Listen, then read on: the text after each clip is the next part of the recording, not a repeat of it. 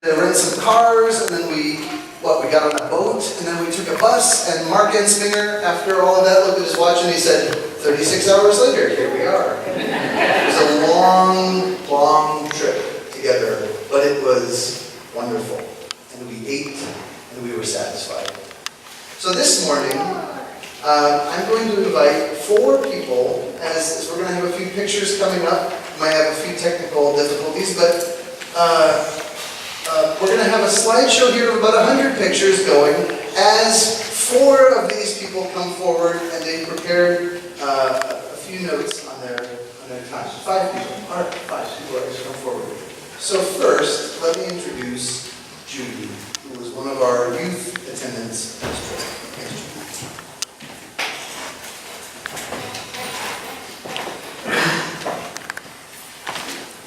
Hello everyone, my name is Judy Roslin, one of the recent confirmands. As you probably know, 23 people recently went to Holden Village.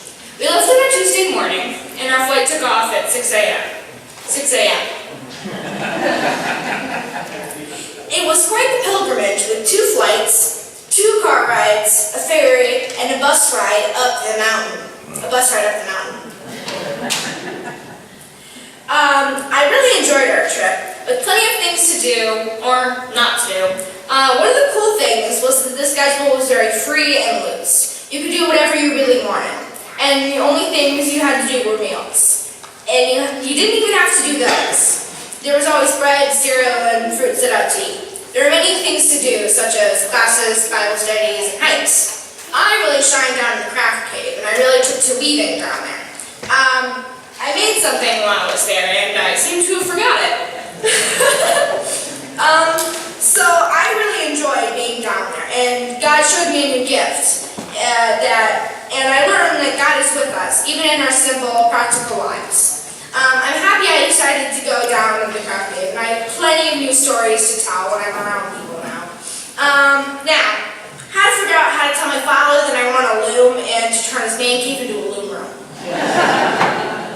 I'm so glad I decided to take this trip. Not only has it helped me get closer to God, but it helped me become so much closer to everyone else in our group. The Rustovans, Hineshaws, Mary and Paula, Lanny, the Schlegels, Bob and Gwen, Dick and Ellie, Marcus, and the Ainsleys. Everyone who was there helped enhance the experience, and we all became so much closer to each other. If you're thinking about taking a trip there, or maybe help campaign for an annual trip, I would suggest you do. It's a wonderful place, especially if you talk to people and become part of the village. But I think you really have to be there to see it.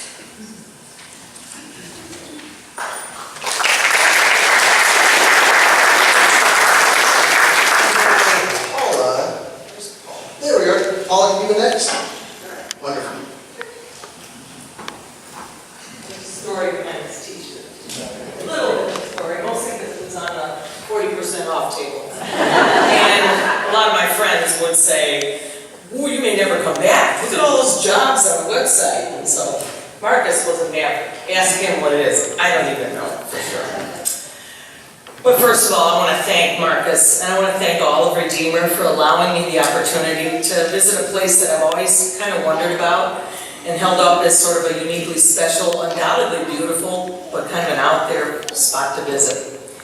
You see, being a cradle Lutheran, I've heard about this idyllic place called Holden Village, not only through the church, but also because my mom, Adeline, actually made that journey 40 years ago with my Aunt Margaret Danovic, her sister-in-law, who had been before and encouraged her to join her on a trip. So with Marcus and Pastor Katie organizing all things Holden, I felt it would be indeed a chance of a lifetime opportunity. In fact, I posed this sort of bucket list trip to my 2 kids, who are grown, and when they heard bucket list from their mother, they thought, we gotta make this happen. So I was very lucky that they sponsored me on this memorial trip, to sponsor their mama on this memorial trip to return my mama, their Grammy, to this mysterious Lutheran retreat center in remote, as you heard and see, but breathtakingly gorgeous God's country in north central Cascade Mountains of Washington State. I did also contact my cousin Marion Kay in St. Louis, Aunt Margaret's daughter, and invited her to join on this trip. We both thought if our moms could do this 40 years ago, which had to be even harder to travel back then, we can do this too. She agreed, and thus we prepared our hearts and minds for our week in Holden with some of the finest Redeemer people. Absolutely. I can reflect on so many heartwarming, spirit-filled moments throughout our week, beginning with all my family gathering for a barbecue to welcome my cousin up from St. Louis to send us off before our travels with the group. Also the classes, awesome. The lectures, the Bible studies, the worship, the fellowship daily, but not only with Redeemer people, but all 450 plus Holden guests. But the touch point for my week was our second day hike to beautiful Heart Lake, a moderate 9-mile journey through the wilderness paths, well marked and highlighted, but with many pauses to soak up God's amazing creation. Such unspoiled beauty, truly breathtaking vistas, the deepest, clearest blue skies every day. I mean, every day was the same periwinkle blue, as Kara says, sky every morning. There was even a destination lake that popped up out of nowhere on our hike. The most beautiful blue waters you can imagine. Postcard stunning, almost dreamlike. Well, it was here that Mary and Kay and I agreed this was possibly a fitting place to scatter some of my mom's ashes, having held on to them for 3 years and really didn't know what we're supposed to do with them. And she did lead a full 97 years of life, so no boo-hoos with this. This was kind of a thing to do. I was a bit reluctant, though, to make a scene. I felt it was kind of a private, personal thing that shouldn't really have any impact on the crew that hiked along with us that day. But Marcus, so graciously and honestly, enthusiastically, offered a little prayer service at the lakeside. A little commendation, and he allowed my short words of thanksgiving not only for my mom's life with our family, but this amazing, timely, and life-changing opportunity to indeed see the place that she had visited and spoke about so highly, but wistfully, about her trip to Holden so many years ago. You see, her trip was interrupted with a call from home that my dad had a medical emergency, an aortic aneurysm, and the doctors felt that she needed to return home for his surgery. Her week was cut short after only 3 days, and it took quite a logistical nightmare to retrace back to Chicago midweek. Pop survived that medical emergency. She did make it home, but she always talked about the Holden experience that she really didn't get to fully enjoy. So now she rests partly at Heart Lake's banks, where she also is in the beautiful daisy patch that smiles at everybody as they enter or leave the village near the main road. All of Holden's guests get to greet or say farewell to the buses as they park in that particular area. Obviously, I've gone on way too much. I could go on, and if you want to know more, just ask me. I could go on about so many other highlights and experiences, but this one was pretty special to me. So I really thank Marcus for his pastoral love and his compassion to our group that witnessed that little lakeside memorial, and you all, Redeemer, for giving me the privilege and honor to experience the magic that is indeed Holden Village.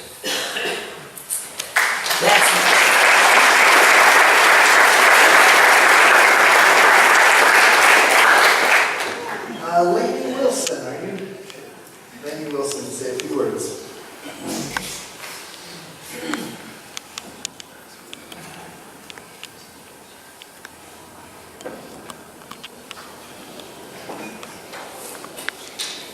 We're supposed to write our thoughts down, and so it keeps it limited, and it's a good idea. Thank goodness for Margaret Schlegel. Yeah? Because without her presence, especially for this experience, I would have missed one of my favorite parts of the Holden Village experience. Saturday night, that was the Saturday before the Sunday, which was the last full day there, we were standing at the information kiosk trying to decide what to do on Sunday. And I said, in my out-loud voice, I don't think that I'll go to morning service. After all, we've been going to church every day, and we've got the evening communion service coming up. But here's Margaret in the background. Vicar Marcus really likes that service, Lanny. I don't think you'll want to miss it. Okay. Since I had nothing better to do on Sunday morning, I showed up for what I thought was going to be a 20 to 30 minute service, which ended up lasting a glorious, admittedly, hour and a half. The fireside room in the Koinonia building was pretty well filled with about 50 of us present for prayer. Pastor Josh Graber, a young minister, was presiding.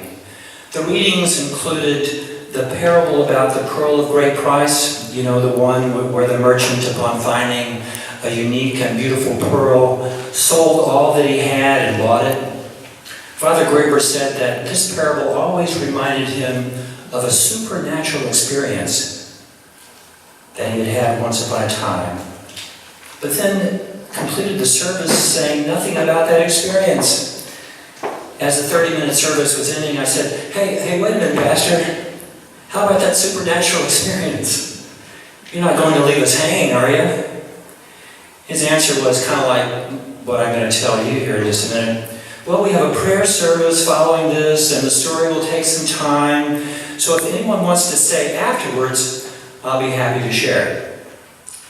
So we completed the first service, and then we went into the next service, which was an intentional prayer service, where we offered up a whole variety of prayers about the earth, the environment, our country, our families, and even Holden. Pastor Josh beautifully summarized those prayers and put them together in a cohesive and inclusive manner. It was like decorating a prayer tree, and he virtually lighted up that prayer tree. It was beautiful. So after that half hour, then 7 of us, including Margaret Schlegel and Gwen Ensminger, stayed to hear about the supernatural experience. After he reluctantly and emotionally told that story to our small group that morning, he had the courage then to share it with the 500 folks who gathered at the large communion evening service. It was a marvelous story. And I'm going to leave you hanging. But if you want to read about it, I'm going to try to summarize it a little bit in my next Healthy Spiritual Journey in the Redeemer Record. And if you have a chance to hang out with me somewhere along the way privately, and you've got about a half hour, I'll tell you this story about this supernatural experience. Thank you.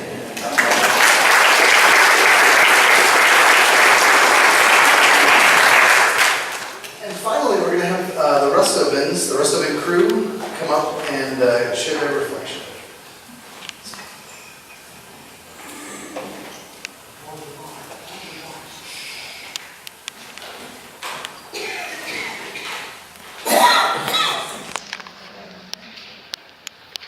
So many of you know that my husband, Bob, what he does for a living. But for those of you who don't, he's an Iceman. You may have noticed in the summer he isn't at church much, and that's because his job demands his attention 7 days of the week. In the 27 years that he's worked in the ice industry, he has never taken a family vacation during the summer. So you can imagine what a stretch it was for me to twist his arm into going to Holden Village for 7 days, let alone with no contact to the outside world. I'm pretty sure I said to Marcus at some point, this better be all it's cracked up to be, because I'm going to be in big trouble if it's not. Well, we are here to tell you that it was, and then some. Here are our top 10 favorite things about Holden Village. Doing live action Clue with the staff of Holden Village on first night. Watching our kids interact with different people, young and old. Hiking to Heart Lake and Holden Lake, both 9 to 10 mile hikes. If dick goers can do it, we can do it. Catching a fish at 5,000 feet elevation at Holden Lake. Hearing the Sunday evening sermon by the resident preacher. Jumping into the Lake Chelan, which is about 62 degrees. 5 days off the grid was a great way to spend time with our kids. The Vesper services every evening. The bread, and the bread. And the #1 quote for our favorite top 10 was from Paula Hillier. How can anyone look at all this and not believe there is a God? On behalf of the Rustovin family. On behalf of the Rustovin family,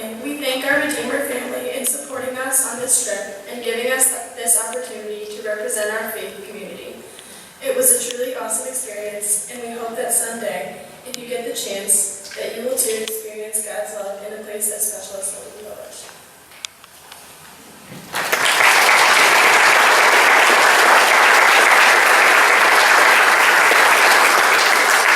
And they ate and they were satisfied.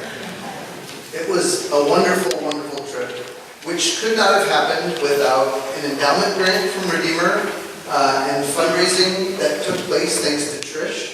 And all sorts of prayers for those of you who journeyed with us in spirit and in prayer. We thank you. And Pastor Katie thanks you. We were there with Pastor Katie. Don't worry, she's all right. She's gone on to her travels in India now for a few weeks.